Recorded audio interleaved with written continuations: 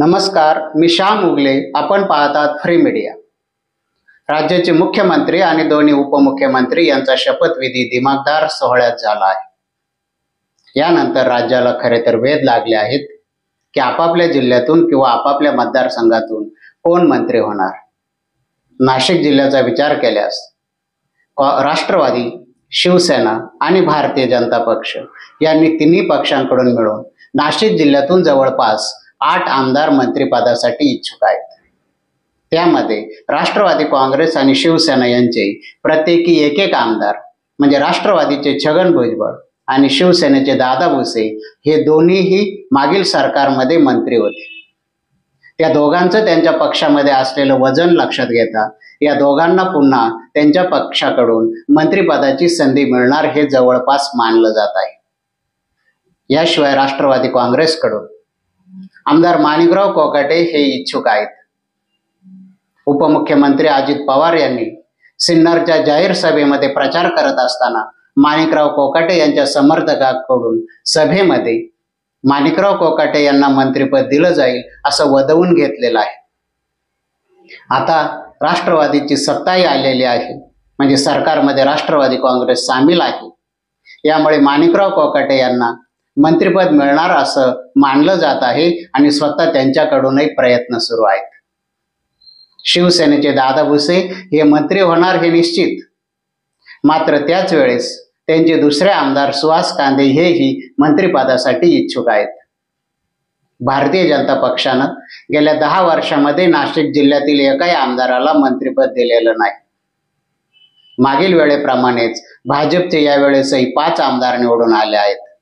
या 5 आमदारांपैकी 4 आमदार हे 3 वेळा आमदार झालेले आहेत. केवळ राहुल ढिकले हे दुसऱ्यांदा आमदार झालेले आहेत. विधानसभा निवडणुकीच्या प्रचार सभेमध्ये चांदवड येथे भाषण करताना मुख्यमंत्री देवेंद्र फडणवीस यांनी मागील वेळेस दिलेला शब्द मला काही कारणामुळे पाळता आला नाही, पण यावेळेस डॉक्टर राहुल आहेर यांना निश्चितपणे मंत्री करणार असं जाहीर सभेत सांगितलं होतं. यामुळे राहुल आहेर यांना मंत्रिपद मिळणार असं मानलं जात आहे. त्याच वेळेस नाशिक मध्यचे आमदार देवयानी फरांदे याही मंत्रिपदासाठी इच्छुक आहेत. मात्र त्यांना असा जाहीरपणे कोणी शब्द दिल्याचं आठवत नाही. म्हणजे एकाच वेळेस नाशिक जिल्ह्यामध्ये या तिन्ही पक्षांकडून साधारणपणे 6 जण मंत्रिपदासाठी इच्छुक आहेत. याशिवाय नरहरी झिरवाळ यांचंही नाव घेतलं जात आहे. यापैकी कोणाला मंत्रिपद मिळणार याबाबतची जशी उत्सुकता आहे त्यापेक्षाही अधिकची उत्सुकता अशी आहे की नाशिक जिल्ह्यातून पालकमंत्रीपद कोणाला मिळणार. मागील 5 वर्षाचा विचार केल्यास 2019 ते 2022 या काळामध्ये छगन भुजबळ हे महाविकास आघाडीच्या सरकारमध्ये पालकमंत्री होते. त्यानंतर राज्यात स्थापन झालेल्या महायुतीच्या सरकारमध्ये दादा भुसे यांच्याकडे पालकमंत्रीपद आले. वर्षभरानंतर राष्ट्रवादी काँग्रेस या सरकारमध्ये सामील झाली. यामुळे त्यांचा या पदावरील दावा हुकला. आता नव्याने पुन्हा 3 पक्षांचं एकाच वेळेस सरकार स्थापन होत आहे.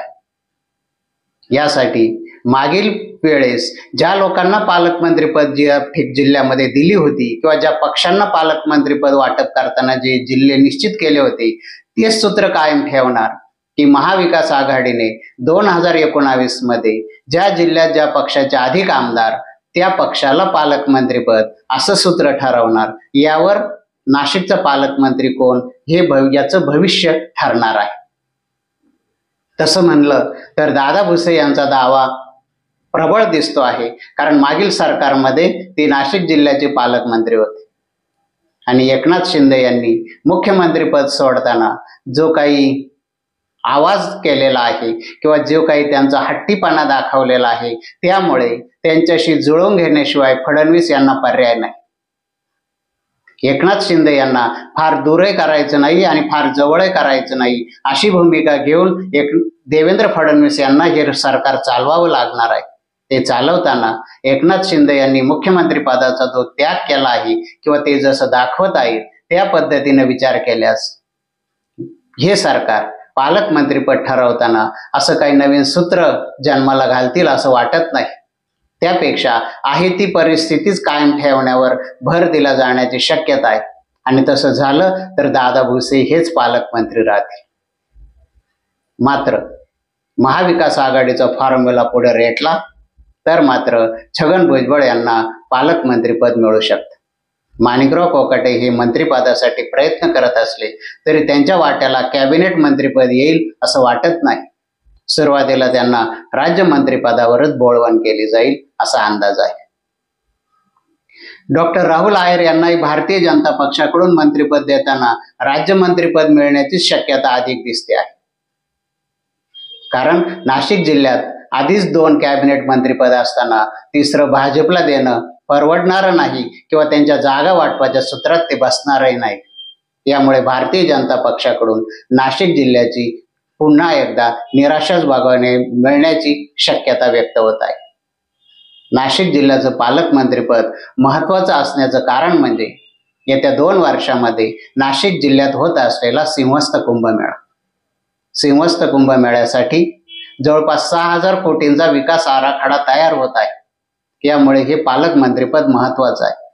मात्र भारतीय जनता पक्षाने मागच्या सरकारमध्ये असताना त्यात एक मेख मारून ठेवलेली आहे. ती म्हणजे सिंहस्थ कमिटीचं अध्यक्षपद हे पालकमंत्र्याकडे न देता ते भाजप नेते गिरीश महाजन यांच्याकडे दिलेलं आहे.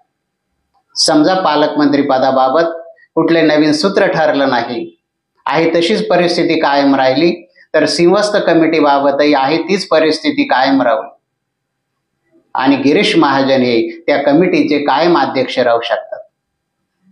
त्यामुळे ज्या पालकमंत्री पदासाठी राष्ट्रवादी आणि शिवसेना यांच्यामध्ये जी रस्सीखेच चालू आहे त्या पालकमंत्री पदाचं मुख्य आकर्षण असलेली सिंहस्थ कमिटी मात्र भारतीय जनता पक्षाकडेच राहण्याची शक्यता आहे.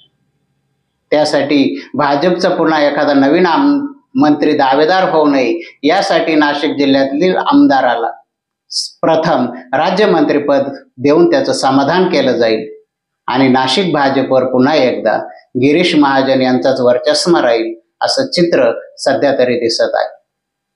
अर्थात या सरकारकडे 230 आमदारांचा पाठिंबा आहे.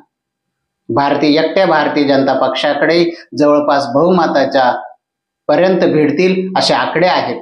या परिस्थितीमध्ये या सरकारने काही मंत्री बदलण्याचं ठरवलं, नवीन मंत्री आणण्याचं ठरवलं किंवा देवेंद्र फडणवीस यांनी जाहीर केल्यानुसार मागील सरकारमधील कार्यक्षमता बघून मंत्रिपद देण्याचा निर्णय घेतला, असा काहीतरी कुठलाही बदल केला तर मात्र नवीन मंत्रिपद नाशिक जिल्ह्यात बघायला मिळू शकतात. अन्यथा मागील सरकारमधील मंत्री पुन्हा या सरकारमध्ये कायम राहतील. कदाचित त्यांची मंत्रिमंडळही कायम राहतील, पालकमंत्रीपदही कायम राहील आणि सिंहस्थ कमिटीचं अध्यक्षपदही कायम राहील. अशाच प्रकारची माहिती आणि विश्लेषणासाठी बघत राहा फ्री मीडिया. फ्री मीडियाला लाईक करा, शेअर करा, सबस्क्राईब करा. धन्यवाद.